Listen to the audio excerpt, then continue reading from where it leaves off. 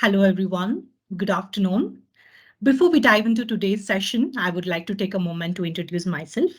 I'm Deepthi Narayan, and I currently hold the position of a technical specialist at Thinknyx Technologies. With over a decade of experience in the IT industry, I've had a diverse career journey. I began my career as a developer, gradually progressing to leadership and management roles. Over the past 4 years, my focus has shifted towards cloud computing, containerization, and automation projects. This transition has allowed me to stay at the forefront of the emerging technologies and deliver innovative solutions to our clients as well as within our organization. I look forward to sharing these insights and collaborating with you all today. In the session of mine, we would be covering up the fundamental concepts of Docker. Docker is a powerful technology that has revolutionized containerization and is widely used in the IT industry. We'll explore its core concepts and delve into how it can be leveraged to streamline application deployment. So let's take a look at the agenda for today. We will begin by introducing the fundamental concepts that underlie Docker containerization. Next, I'll show you how to install and set up Docker on a virtual machine. We will go through some of the everyday commands you will use with Docker.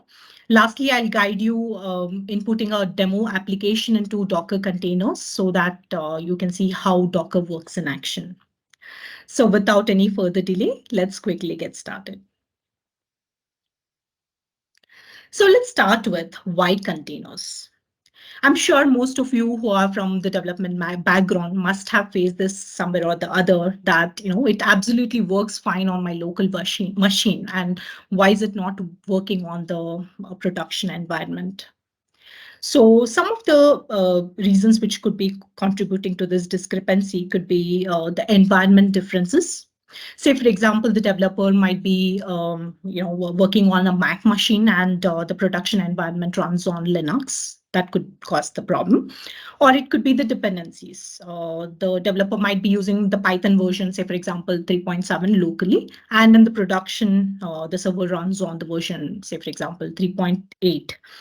And it could be the configuration errors. Say, for example, I might have missed a file, right? Or might have configured something really very wrong.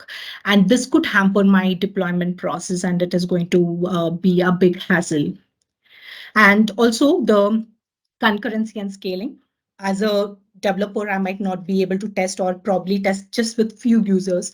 And once it goes into production, I might not be able to handle, my application might not be able to handle hundreds of real users. Now, how containers will solve this issue? We will talk with respect to the Docker. Docker provides a consistent environment, which is known as the containers. And what does it do is that it encapsulates your application and all its necessary dependencies. This will ensure that whatever is working on the developer's machine is absolutely working fine on the production as well, regardless of the underlying operating system or the configuration. Coming to dependency, now Docker containers can use the exact version. Say, for example, in my Dockerfile, I can mention the exact version of the libraries and packages that are needed for the application. And configuration errors. Docker containers can include configuration files and environment variables. So this can make my environment consistent. And this will help me with the deployment process, making it simpler and easy and reducing the chances of manual error during the deployment. And we can use, to scale, we can use container orchestration tools like Kubernetes, which our experts are going to talk about it later in the part of the section today. So this is how containers can help you address the issue of works only on my machine or works on my machine issue. So let's now move on to the next section. Let's now understand what is Docker. Docker is a platform to build, ship, and run containerized application. With Docker, you can build container images using the Dockerfile. You can share these images with others, which is called as the ship. And you can run these instances of these images, which are known as containers on various environment. in today's session of mine, we are going to see the hands-on. We are going to create a Docker file. We're going to build a Docker image using this Docker file. I'll show you how you can ship it to the Docker Hub. And I'm also going to show you how to download it or pull it from the Docker Hub and how do we create a container out of it. So let's move on. Let's try to understand the Docker architecture.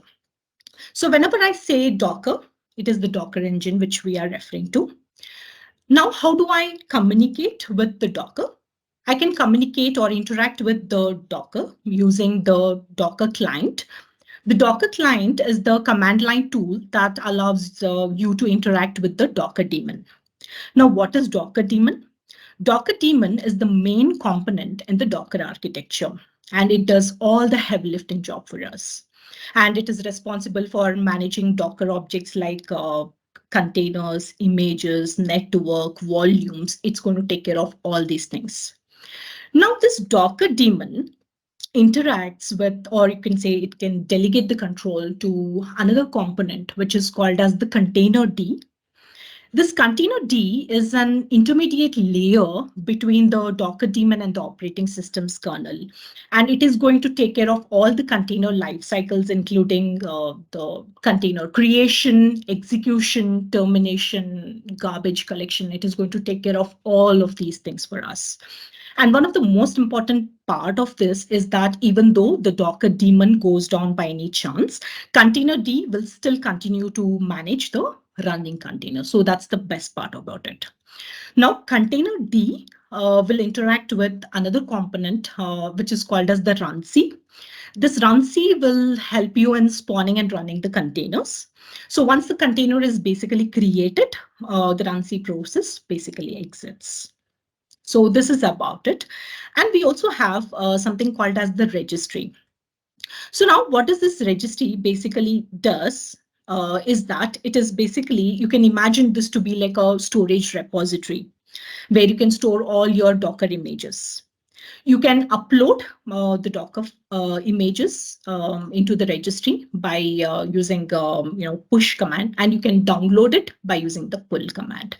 So now I'm saying referring to images, right? So push and pull images into the registry. So, but what are these images basically are? You can think of the images to be like a complete package.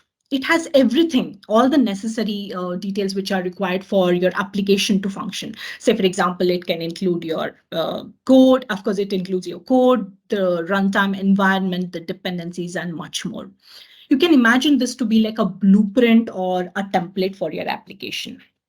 Now, this will not run my application. So what I will do is that I will take the image and I will, create a container out of this. So what is a container? A container is an active instance of your image where your application is actually running. This is the place where your application actually works, runs on. So these containers are basically lightweight, isolated, and portable environments. And as I mentioned earlier, they can package your application, all your dependencies, making it easy to develop, test, deploy, and deploy software consistently across all the different environments. So that's the best part about using Docker or any CRI. Now you can use a single image to create multiple containers as well. So that's about the high-level Docker architecture. Let's move on.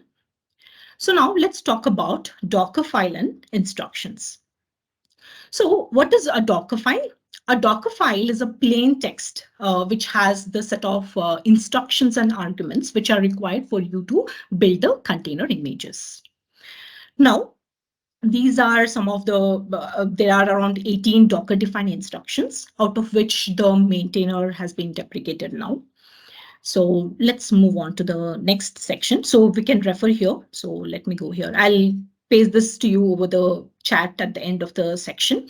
So you could refer to this particular URL where it's going to, this is the official documentation. So it's going to talk about how do we use the Docker file. It is the instruction and the arguments, and there are sets of instructions with its respective arguments. You can have a look at it later. Let's go back. So now let's talk about the Dockerfile arguments. So the Dockerfile arguments can have, say, for example, from instruction is having only one argument. The copy will be having two. One is the source and the other is the destination. And CMD can have multiple forms as well. So say, for example, exec form and shell, we are going to use one of them in today's scenario. So that's about the Dockerfile arguments. Let's take a look at a problem statement. Let's say there's a problem statement here. A web developer needs to create a Docker container to host a simple website. Let's use Apache web server to do so. And this should be on the CentOS operating system. And all I just need is a web page saying, hello, Docker. This is what I need. So what I can do is that I can write a Docker file. So I can say from. So what am I using? The operating system is the CentOS. So I'm saying CentOS 7 and I'm running. So what am I doing is that I'm basically updating the package information and installing all the necessary updates for my CentOS. And then I'll be installing the Apache web server. Then what I needed was just the simple hello Docker. So I'm just using the run command, run instruction. And what I'm doing is that I'm replacing the default web server directory of CentOS with this string hello Docker. And then I would be exposing my container. My container would be running on port number 18. And this command will run your Apache web server. So in the real world scenario, it wouldn't be as simple as just printing a hello Docker. You can use copy or add to copy from the local or from the internet. So, but for the simplicity, I've just kept this as the run command, which is just going to give a string here. Let's move on. So team, I hope you remember we spoke about the issue where works on my machine. How can Dockerfile basically solve this particular issue? So let's go back. So when you see that, right at the beginning, during the development itself, the developer will make sure that he's using a Docker file and he's creating a Docker file and building an image out of it. He would be using CentOS and which is having the version as 7, making sure that there are no version discrepancies which are here. And it is also following the sequence. So you're going to make sure that the deployment process is absolutely hassle-free and there are no manual errors. And in fact, you can also mention the particular version of the Apache web server as well. You can say, for example, HTTPD hyphen 2.4.6. You could mention the specific version as well. And this is going to make sure that you have all the necessary dependencies in their version. Let's move ahead. Let's now talk about Docker image registry. So what is a registry? A registry is a centralized storage and distribution system for container images. So when I say the registry, I'm referring to the Docker Hub, which is the official registry for the Docker. So we have 4 different flavors here. So one is the official, verified publishers, open source OSS, and the user. So official is where the Docker Hub publishes, right? Say, for example, it could be CentOS, Ubuntu, or Tomcat. Verified are those which you can ensure that you have 100% authenticity and quality. So examples could be Git, Windows, or Puppet Agent. And we also have sponsored open source software. These images are basically maintained by open source projects, but they are sponsored by Docker through open source program. So some of the examples could be Jenkins. And you can also have your own, you can create your own image as well. So we're going to see this in the example today. So we are going to create our own image. So, and you can collaborate and, can contribute to community using this user. Okay, so that's about the Docker image. I'm going to show you hub.docker.com in a while. So let's move on. So let's have the first hands-on. What we would be doing is that I would be using AWS as my environment, and I'll be installing Docker on top of AWS. So the steps I would be following is that I would be creating an Ubuntu server on AWS, and I will be installing the Docker software on top of it. And then I would be checking the latest version of the Docker, and then I would be verifying if the Docker service is up and running. Okay, so let's now go to the AWS environment. Let me create an EC2 instance.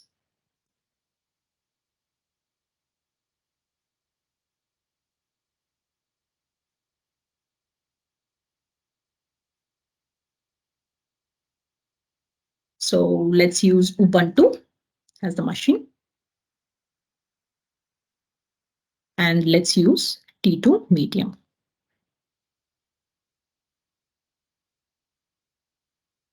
And I already have a key pair. I'll use the key pair, Deepthi key pair. And I will be selecting the default for now because it has some of the ports open for my demo. So that's it. And I'll click on launch instance.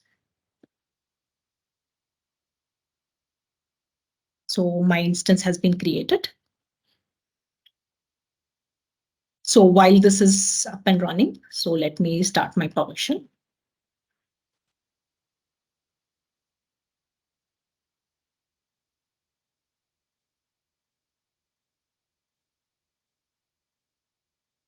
So the key has been down, it's in my downloads. So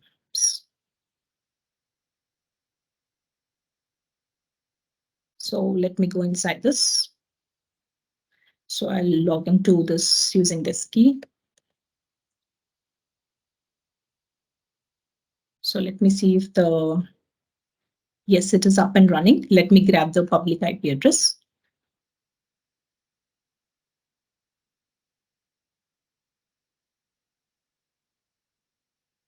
Say yes. So let me log in.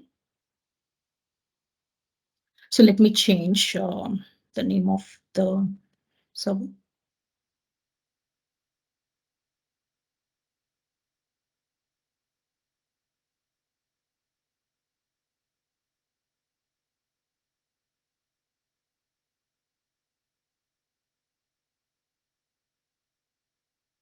So now what I'll do is that I'll get the latest update.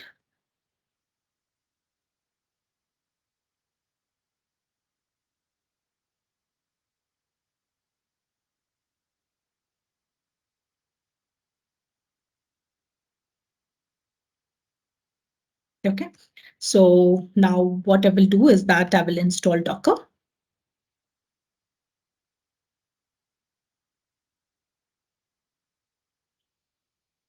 So you observe that it's asking me to continue. I would say yes. Or otherwise, what I could have also done is that I could have simply said apt-get install -y docker.io. So it's not going to prompt me to enter anything. Now, this is not the best way to do it. So I have done it because, just to save some time, you can always go to the official website and you can always download the latest, Docker version. So let's go here and check the version. So the version, it is 24.0.5. And let me check if the Docker is up and running. So my Docker is active and it is running. So this completes the first section of my activity. Now let's move on. So now what I want to do is that like how I mentioned at the beginning of the session, let's create the image right from the scratch. So what I'll do is that I'll first create a Docker file and then I'll build that image and I'll push it to the Docker Hub registry. Later, I'm going to download the pushed image, and then we're going to list the files which are there, list the images, and then we are going to run the container using the image. Okay, so what we will also do is that this is the Docker file, code which I'll be adding on. So we will also be using our Thinknyx Dockerland to validate the Docker file. So let me go back. So what I'll do is that I'll create a folder. So inside this folder, let me create the Docker file. So Docker file like this. And you do not have any extension. It's just this. Just click on it. Let me type it. So as you remember, we need CentOS. Now, how do I know which version I need to take care, right? So you can simply say latest as well, but it is not a good practice to add. Now, how do I find out the version? You could do so by going to hub.docker.com. You can go to explore. You can go to CentOS. And in CentOS, if you click on this, you see that this is a Docker official image. If I could just go back a moment, you see these are the three variants which we were talking about: the Docker official image, verified publisher, and the open source, right? So let me go to CentOS. So CentOS has the version 7. So I'm going to pick 7 here. Now, let me update, like how I updated my Ubuntu. In the similar way, I'm going to install the latest package using -y. I hope you get why I'm using -y, because I don't want the interactive mode, because I want this process to be automated. So I say run yum, and then what I'll do is that I need to install HTTPD, right? So that's what I will be doing. And then I just be adding a simple message. Let's say hello Docker, right? And I would be replacing the index default page.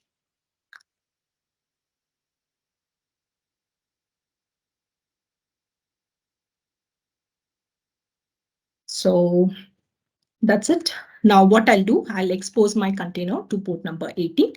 Then I'll run this Apache. So I can say httpd -d, say foreground.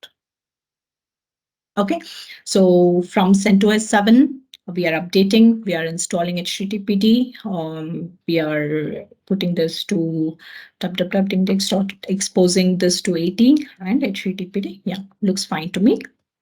Let me save this file. So what I will now do is that I will build this, right? So my Docker file is ready, but if you say, let's have a look at it.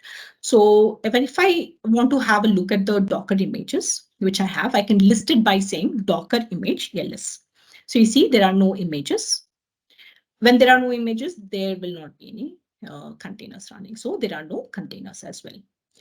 Now, the first and the foremost thing which I will be doing is that using this Docker file, what I will be doing is that I will be building the image. So I can build the image by saying Docker build, right? And I can simply say dot. Dot basically refers to the Docker file. Why am I saying dot? Is because my Docker file is in this exact path. Okay, that's why I'm giving here as dot. So I'm going to say here Docker build and just say dot. But this is not going to give any name to the image. I don't want this to happen. So what I will do is that I will associate this with a tag. Let me give the name as Thinknyx image, and let me give the tag as this. Okay, 1.0.0, and dot I will be keeping because it's the Docker file which it is referring to. So let me click enter. So you see the image is basically building. So you see, this is the first step we wrote from CentOS, and it's updating. So while this is updating, team, what we will do is that we'll just go through some of the commands which we will be working on it later. So this is what we did. We did docker build -t, right? And we gave the name for the image and the dot to specify the Docker file. And what we will be next doing is that we will be pushing this image to the Docker hub. Right, so we are learning. We have learned how to build. Now we are going to see how we can basically ship this image. Now, in order to ship, what I will be doing is that I would be using the command tag. And this is the name of the source, right? The source is this image. My image name is Thinknyx image this. So I'm giving this name here. And I'm giving here Deepthi AN slash the name of the image. So why am I giving this Deepthi AN? Because I want to push it to my own repository. So my repository goes by the name. Could go back here. And if I could just click on it, you see, this is my ID, right? This is my username, or you could call it as the namespace. So this is my namespace. So I will be specifying the namespace by giving the tag. Okay, let's see if this is ready.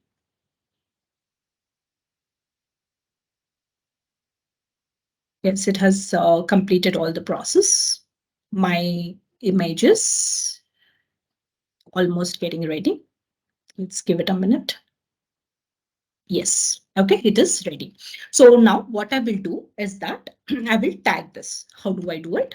Docker, the tag, right? And the name of the image. The name of the image was Thinknyx image, right? I want to give the source. The source is Deepthi AN. Let me give the same name as what we have here. Okay. So before I do this, team, let me show you one thing. Right. So what I wanted to show you is that when I now do earlier, the image, there were no images. Now you see that there are two images. One is the CentOS, which we have added in the Docker file, and other is this Thinknyx image, which has basically been created. Okay. So now what I will do is that I will going to tag this. Okay, this is done. Now what I will have to do is that I will have to push this to the remote registry. So this is the Docker hub, which is the default one. So let me try to push it. So I just say Docker image, or just Docker push should also be okay. So, and the name is this. Okay, so if I try to do this, it says denied, request access to the resource, right? So you cannot directly do this. What you have to first do is that you basically have to log in. So let's say Docker login, right? And it's going to ask the username. So I'm going to provide the username and the password for my account.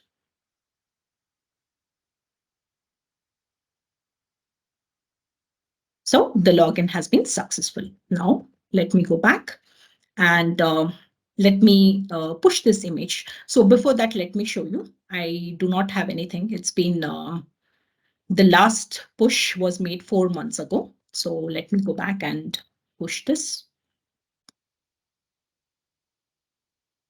This is going to take a little while as well. Let's go back and see what is next here. We logged in, right? And we basically pushed this to the registry. Now, what I will do is that I'm going to pull this from the registry. Now you say, Deepthi, why are you even doing it? So it's already existing in my on my instance. It is just to showcase you how you can basically ship to the Docker Hub and how you can basically download it. So whatever the image that has been created already on my system, through that itself, I can create the container. It's just I'm showcasing it to you how you can basically push and pull from the Docker Hub. Okay, so it's done. So let me go back and let me refresh my screen. You see, it has updated a few seconds ago. This is the name which I have given. So Deepthi again is basically my namespace, and this is my repository name. So let me click on it.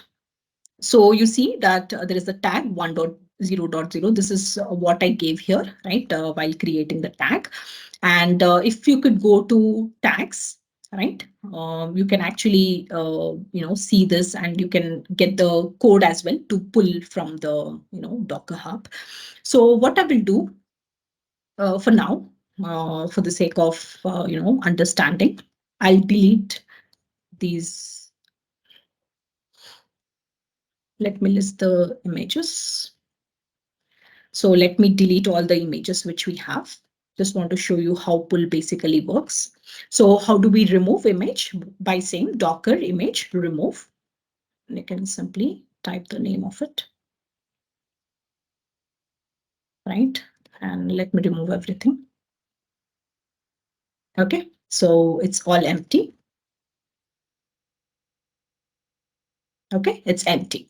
Now what I will do is that I can copy the command from here directly. So what does it do is that it is basically pulling the image. You can also give it a try as well. So Docker pull, this is the name of the registry, the repository, I mean.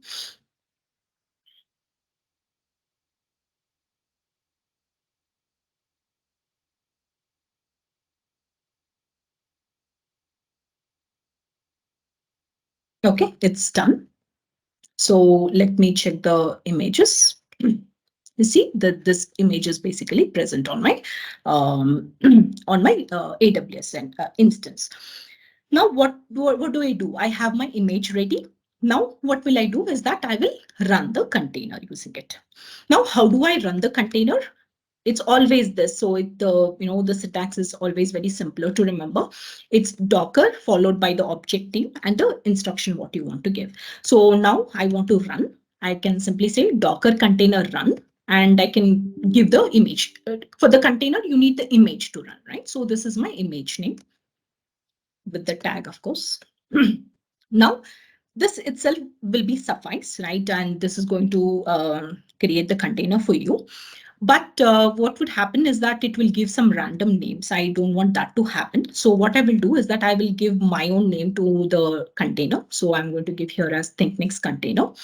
Now, I cannot access my application yet, right? So in order to access my application, what I can do is that I can simply say -p, which stands for publish, and I'm going to give 81:80. So let's understand this. So I hope you remember in the Docker file, we gave exposed 80, right? This is where my container is basically available at. Now, this is my host port. So this is where I can basically access. Say, for example, if you're using Docker on your local system, what you could do is that you could use localhost :81. I'm using AWS. So what I will do is that I can access this application by writing the public IP address :81. So this is the source and this is basically the destination. Usually they follow the standard of keeping both the same, but just to show you that they are different, I have given the name like this. Now if I press enter, right, it is actually my container is basically up and running. I'll showcase this to you. So let me go back to my instance. Let me pick up the public IP address and let me say 81. You see, this is what I gave hello Docker. So my hello Docker is basically available. Now my prompt is gone. Say, for example, if I press Control C and I try to access my application, you see it's not working. So let's see why. So when I do Docker container ls, you see my container is gone. Now let's do Docker container ls -a, or you can also say all. So what it is going to do is that it is going to display all the containers, both stopped as well as running. So if I say all, you see this has been here and it has basically exited. So I don't want this to happen on a usual day, right? I don't want to enter into the container. So there is another method. So what we will do, we will also learn some other container, commands.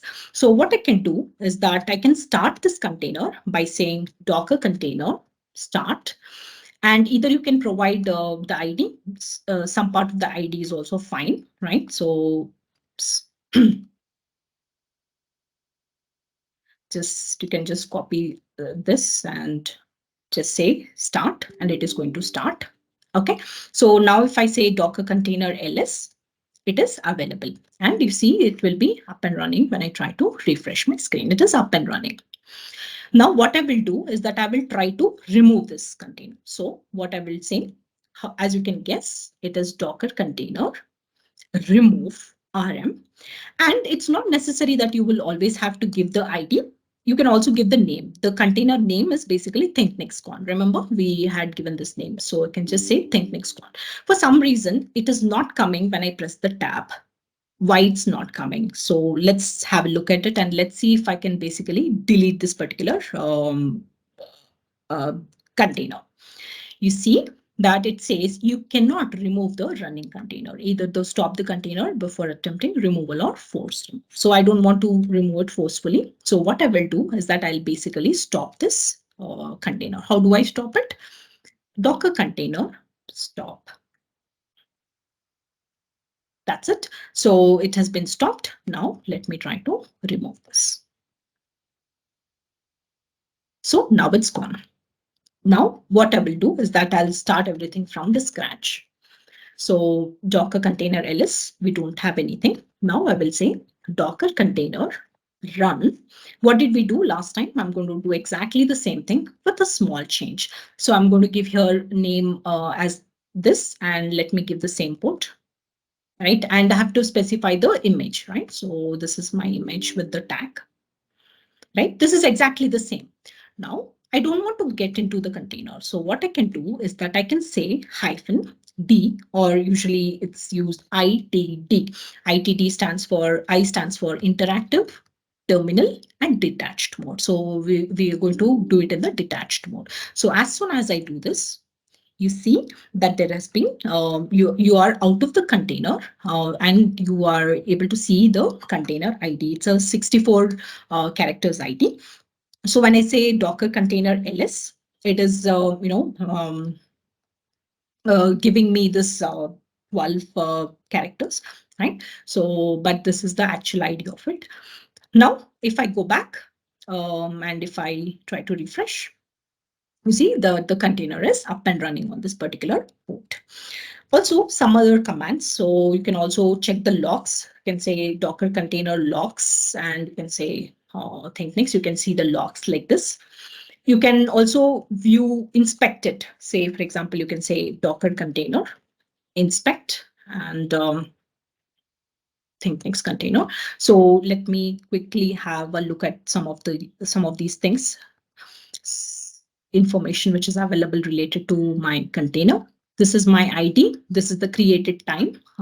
It's in the running state, right? If I could scroll down a little bit, you could see the command which it has executed, right? And this is my image, right? It has created the container using this image. So these are the informations which are basically available. Now you say, Deepthi, you have exited from the container. Now I want to go inside the container and perform some activity. Can I do that? The answer is yes, you can absolutely do that. We can do that by writing docker exec, and you can say -it, right? Just the interactive terminal. I'm not going to give D because it's in the detached mode. I don't want it to be on the detached mode, right? And then I say /bin/bash. I have now entered the operating system. So how do I verify? Just say slash OS something like this. So this is the CentOS of the version 7 which we have used. Okay, so these are some of the basic commands. So how do I exit? Just type exit. You're going to come out of the container. Okay, so you can, what I'll do for now is that we'll move on to the next section. Let me go back to my slides.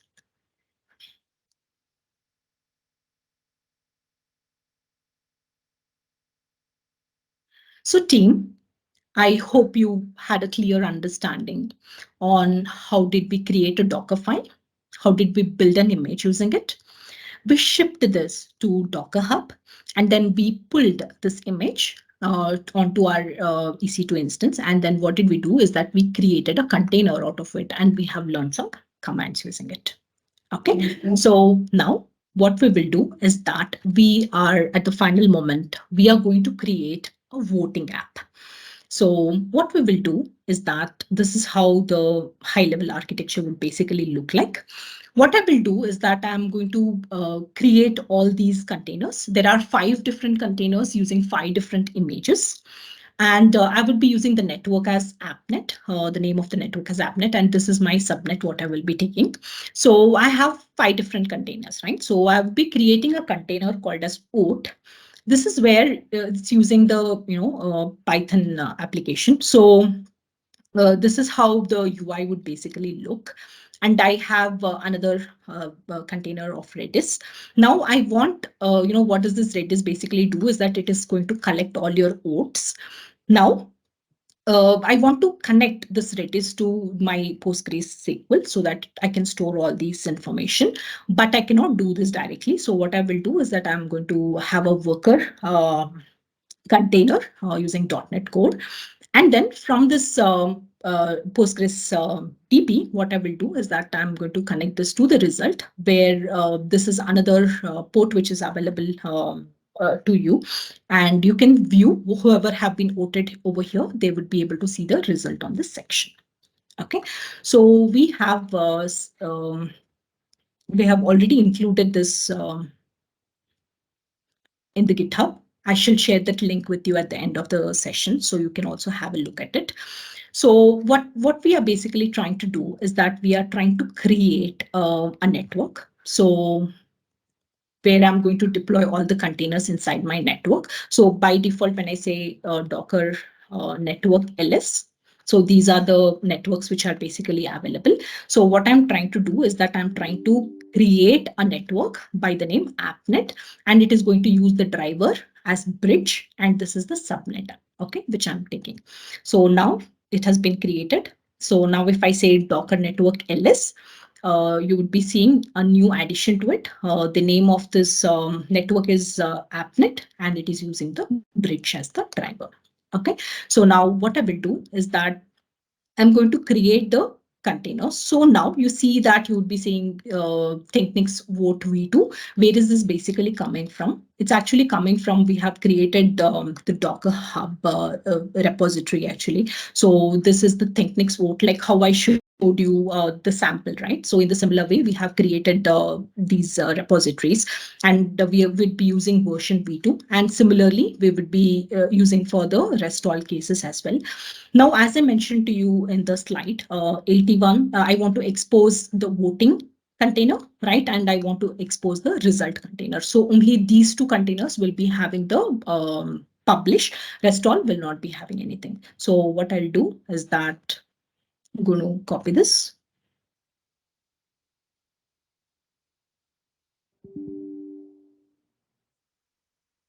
Okay, so it is what are we trying to do is that we are this is the image which is basically available, Thinknyx vote version v2, right? And I'm going to create, there is the additional, we have already learned that, you know, to how to use Docker container, how do we run it, right? By using Docker container run, we understood how to use -itt. Now, what is the extra thing which we are specifying is that we are making sure that our containers are deployed in the network which we have just created. The network name was appnet, which I have created here. Okay, so this is available in port number 81. So it's downloading. Until it happens, let me get the next one. So similarly, we have images for Redis as well.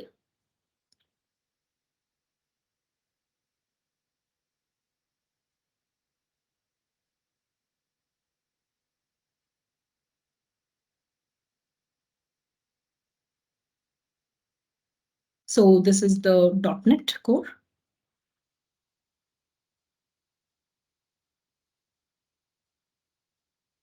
And this is where I see my final result.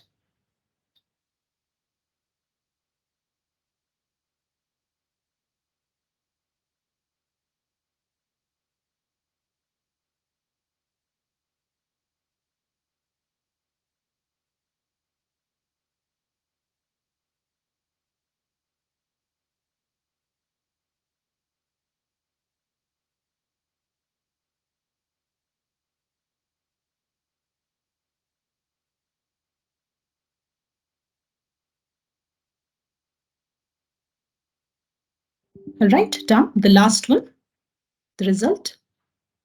So while this is happening, let me grab my public IP, and it should be available in port number 81. I think we have this already in port number 81.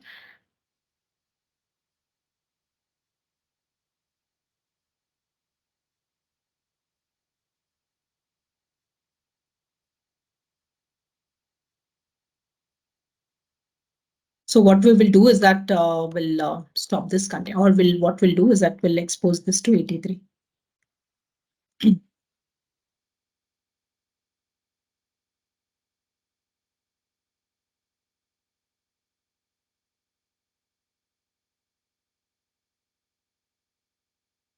Let me give here as vote 1.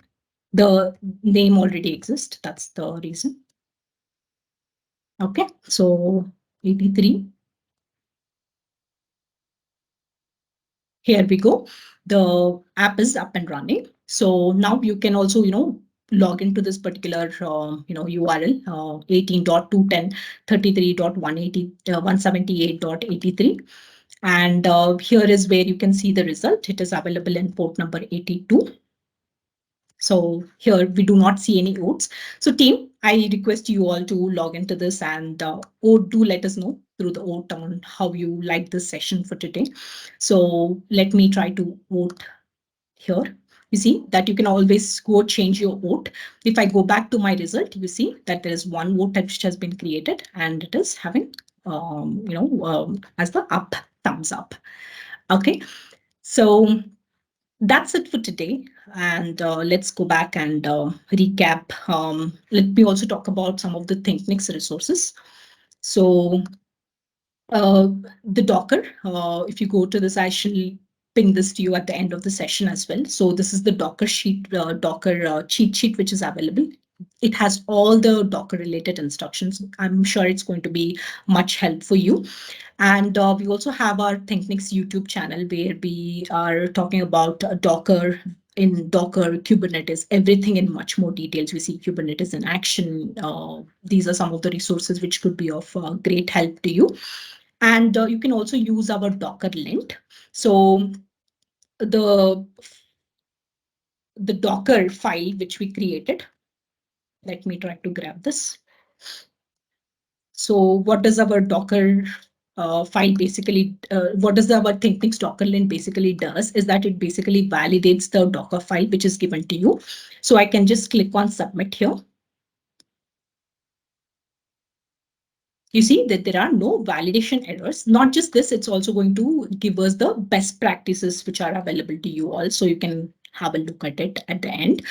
And say, for example, if I'm going to remove an argument from here, it is going to show the validation result to you. So if you're a newcomer for the Docker, the Docker link could be a great help to you. So that's about the resources. And this comes to the end of the section today. So let's recap what all we learned today. We understood why and what is Docker, right? We understood how Docker can basically help you in packaging and deploying through containers. And we learned about Docker containers. We spoke about Docker client, Docker daemon, runc, container D, right? We also spoke about dockerfile, how to build an image using the Dockerfile and what are the instructions which it basically has. We learned about how to push and pull using the Docker hub registry. And finally, we saw how do we deploy an containerized application. That was the voting app which we saw. So that's about it, team. So that concludes my session. I sincerely hope that you have gained a good understanding of Docker basics. We have many more experts scheduled for the rest of the day, and I'm sure you will continue to learn and enjoy. This is Deepthi signing off for now, and I'll pass the floor to Divya. Thank you so much, guys, and happy